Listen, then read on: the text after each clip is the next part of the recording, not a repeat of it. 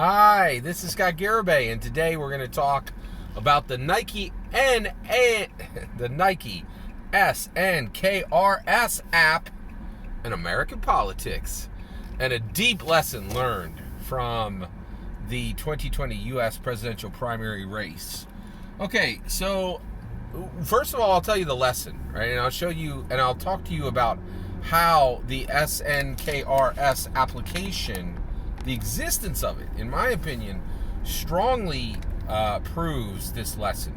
So what is the lesson? So one, this is a terrible thing to learn, but we need to look at, I feel like this lesson is learned, and we need to look at it square in the face in order to fix it, right? So one, right now, American politics is run by non-youth, okay? And the youth of America can be incredibly safely ignored by politicians because the youth vote is close to no value in America. So one, we've learned a few things. One, youth are far more likely to rally than they are to vote. And then two, American youth do not vote in the rates that non-youths vote. Okay, and so let's dig into this, right? So I just discovered the existence of an incredible, useful, incredible, valuable app, which I would highly recommend that you download onto your phone, and it is the Nike SNKRS app. So basically I was on Twitter and somebody said, I'm always taking L's on the Nike SNKRS app. And I'm like, I wonder what that is. I have no idea what this tweet means. I had no idea what this tweet means, right? The reason why is I'm a non-youth. Any youth would have known what this meant, right? But I am a sneakerhead. I love sneakers, okay? Now, I do the same thing with sneakers that I do with cars. I know a ton about cars, and I have really jank, stupid, unexciting cars, right? But then, and it's the same with my sneakers. I really know a ton about really incredibly good sneakers, and I know really a lot about sneakerheads and sneakerhead culture and the history of sneakers and famous sneakers. I love sneakers, right? But I don't have the money to buy them, so I just kind of like look at them from afar, learn about them, and just admire, and just I'm an admirer of them, but I don't really consume them, right? So I don't really have a great sneaker collection. In fact, my sneaker collection is pretty terrible. I have a nice collection of Vans. I have 2 or 3 Vans that are stylish. I really like Vans, and I get these all black Vans that are pretty nice. I like them, but they're under $100, right? They're not hard to get. Most sneakerheads wouldn't even notice them. Maybe a few sneakerheads would, but the reality is sneakerhead culture is huge. Sneakers are absolutely mammoth in America, and this is another thing where we're talking about this because I'm talking about American politics, right? Well, what is American politics? Well, American politics is a hair's breadth away from American industry, and it's a hair's breadth away from American economy, right? Well, if you want to talk about industry and economy, let's talk about American sneakers, right? Like the Air Jordan is the preeminent sneaker on the planet, right? It created the sneakerhead culture.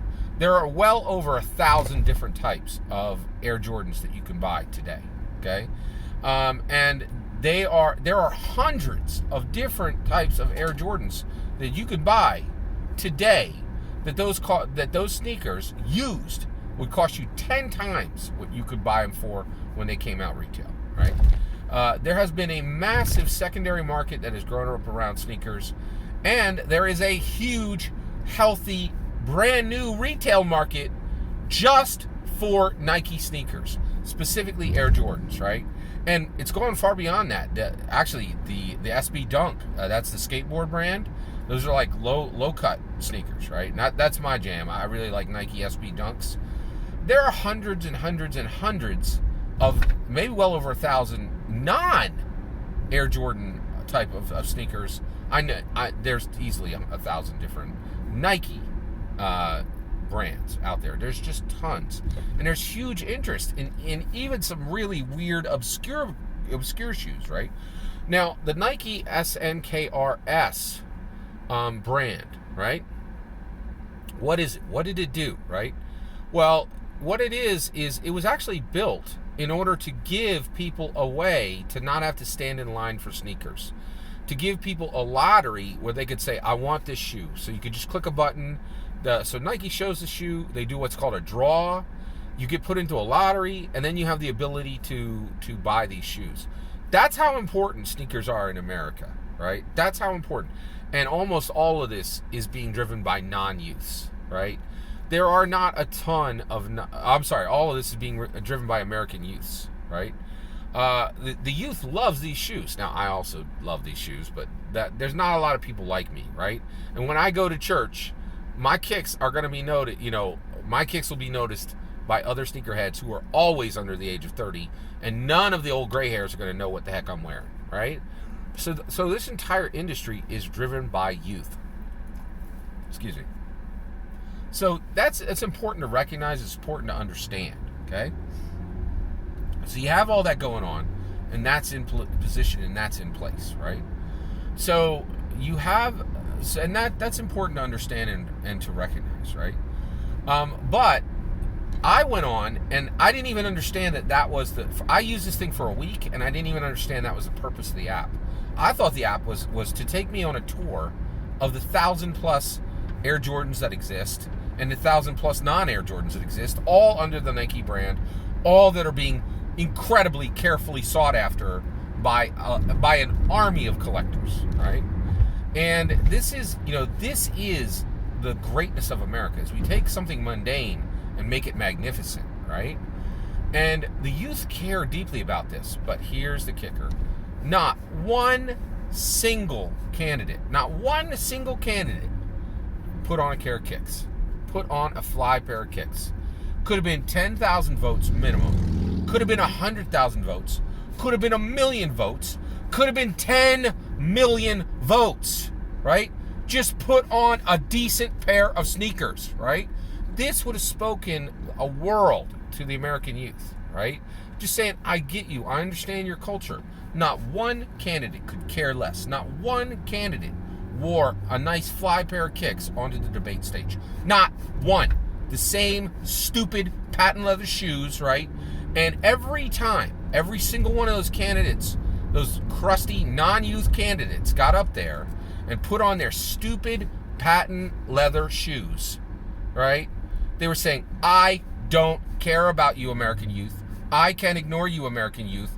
You do not vote, right? And they were right. They were right.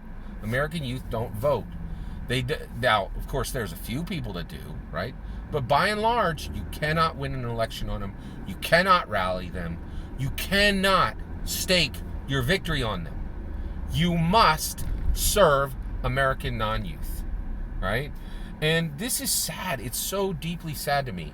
It was just like, it was so easy to do. We've gotten so many stories. It would have engendered love and interest and care from the non-youths. But alas, it doesn't matter, right? And this is a terrible lesson we've learned, and I really am hoping that we can fix this. We really need to fix this.